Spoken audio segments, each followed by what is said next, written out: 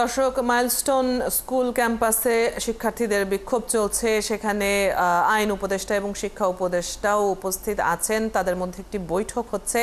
আমরা এই সংক্রান্ত সবশেষ তথ্যগুলো আমাদের সহকর্মীদের কাছ থেকে জানবো। এই মুহূর্তে সহকর্মী সৈকত সাদিকের সাথে যুক্ত হচ্ছি, যিনি শিক্ষার্থীদের বিক্ষোভের সাথে রয়েছেন।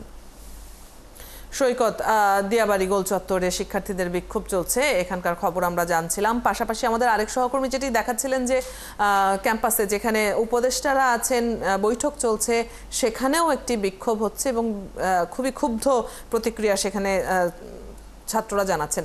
একটু আপনার কাছে জানতে চাই, আপনি যেখানে আছেন সেখানে তো একটি শান্তিপূর্ণ বিক্ষোভ কর্মসূচি হচ্ছে। এরা কি জানেন যে তাদের শিক্ষার্থীদেরই আরেকাংশ আরেকটি বিক্ষোভ করছে সেখানে এবং যথেষ্ট ক্ষুব্ধ প্রতিক্রিয়া সেখান থেকে পাওয়া যাচ্ছে? তাদের মধ্যে কি সমন্বয় আছে? তারা কি জানেন এই বিক্ষোভের যে দুইটি ভাগ হয়ে আছে?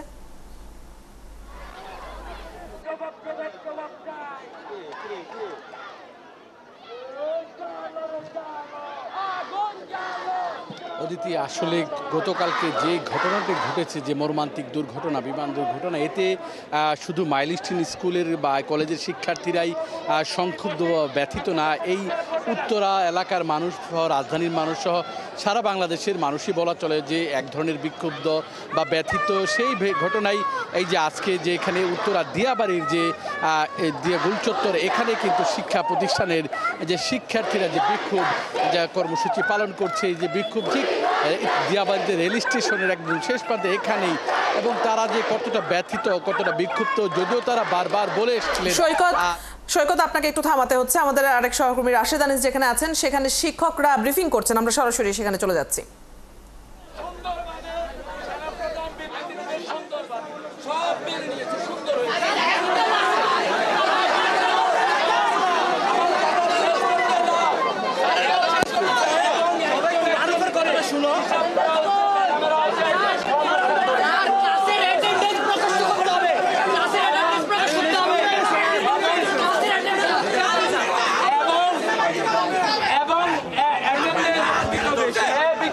এবং অ্যাটেন্ডেন্স সুন্দরভাবে করা হচ্ছে।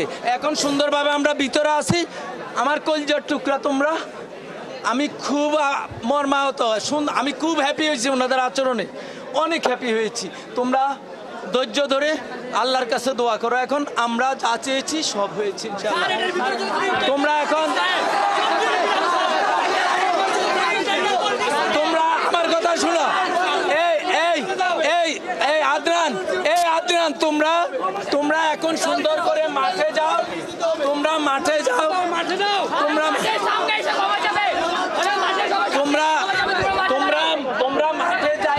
তোমরা মাঠে গিয়ে সুন্দরভাবে ইনশাআল্লাহ যাও। আমার উপর আস্থা রাখো।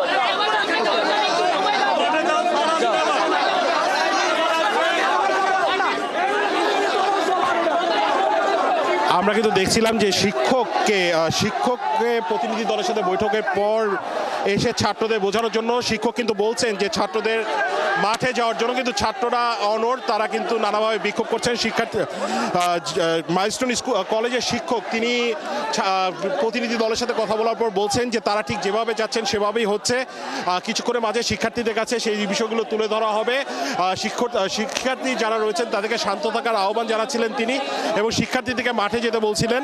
আমরা অল্প কিছুক্ষণ আগে প্রধান উপদেষ্টা যিনি প্রেস সচিব রয়েছেন শফিকুল আলম, তাকে কিন্তু দেখেছি বের হয়েছিলেন, কিন্তু শিক্ষার্থীরা যখন পথ অবরুদ্ধ করেছেন তখন কিন্তু তিনি আবার ভিতরে ঢুকে গেছেন।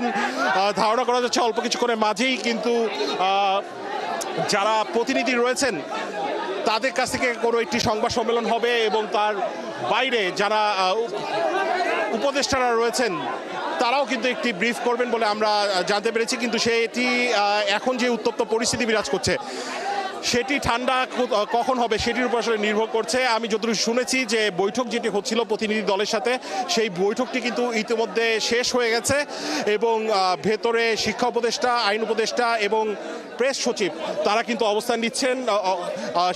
শিক্ষক প্রতিনিধিদের সাথে কথা বলছিলেন। অল্প কিছুক্ষণের মাঝে শিক্ষক যিনি আসলেন, আসার পর তিনি কিন্তু বলছিলেন যে সব কিছু খুব সুন্দরভাবে হচ্ছে এবং অল্প কিছুক্ষণের মাঝে ব্রিফ করবেন এবং শিক্ষার্থী যারা এখানে জড়ো হয়েছেন তাদের সবাইকে মাঠে চলে যেতে বলেছেন। শিক্ষার্থীদেরকে আমরা এখনো দেখছি যে তারা এখনো এখানে জড়ো হয়ে আছেন।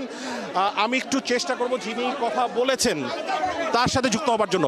একটু যদি আপনি বলেন, আপনারা যান জি জি সব সুন্দর দলের সাথে কথা হয়েছে আপনাদের? কথা হয়েছে এবং সুন্দরভাবে সলিউশন দিয়েছেন তারা, আমরা হ্যাপি। আপনারা কি কোনো ব্রিফ করবেন? জি জি এটা একটু পরেই আমরা জানাবো যে সব সুন্দরভাবে সবকিছু হয়েছে রাশেদ, আপনি আছেন সেখানে এবং নিশ্চয়ই এই ব্যাপারে বিস্তারিত আমরা পরবর্তীতেও জানতে পারবো।